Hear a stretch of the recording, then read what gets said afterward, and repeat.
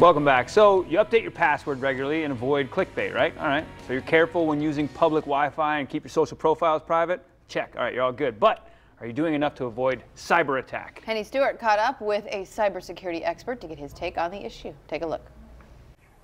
Well, I think Americans have a false sense of security because, almost half of them have had some level of identity or security breach in the previous 3 years. 60% of them think that technology is keeping up, and 80% of them think that companies are prepared for security breaches. But the reality is there are more and more hacks that are going on every day, and there's more and more vulnerabilities. So there's just a false sense of security at this point. As you mentioned, this is not the first time we keep hearing about these hacks.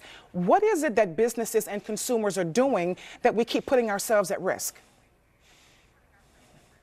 Well, I think the first thing is we don't have enough cybersecurity professionals in the industry. There are currently about 300,000 jobs that are open for cybersecurity professionals, and that number is planning to increase to about 3.5 million people over the next 4 to 5 years. So one thing is we have to have more professionals in the industry and more people interested in cybersecurity. Then also, companies and individuals have to take all the protections that are possible in order to minimize those level of breaches, and they're not doing enough of that either as a corporation or as individuals. So what steps can our viewers take to protect themselves and to make sure that, we're secure?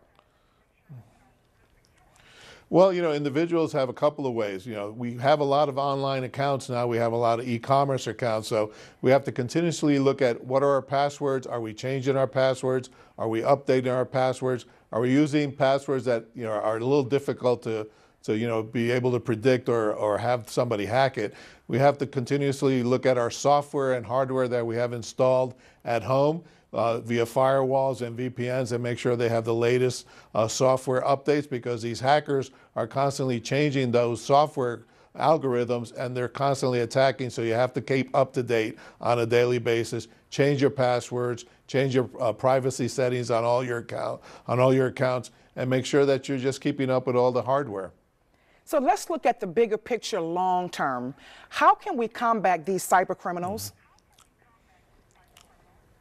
Well, the first thing is we have to have, again, an educated workforce.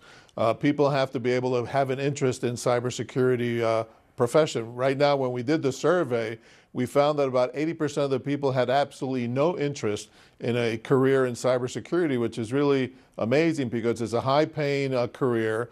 There's tons of job openings. Like I said, there's 300,000 openings today in the United States, and we have to have people who are educated and aware that this is a great profession and an ability to really have a long career. And if we don't do that and we don't make them more aware, then we're just going to be constantly behind the 8 ball in terms of having enough professionals in industry and in individual organizations to be able to prepare ourselves and protect ourselves from these hackers.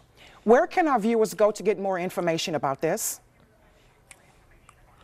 Well, I would go right to phoenix.edu. On that site, we have information on our undergraduate, our graduate programs in cybersecurity, the courses that we have available for you to get a job in cybersecurity, and all the certifications that would make you prepared to be able to have an interview and an opportunity for a job in the cybersecurity workforce.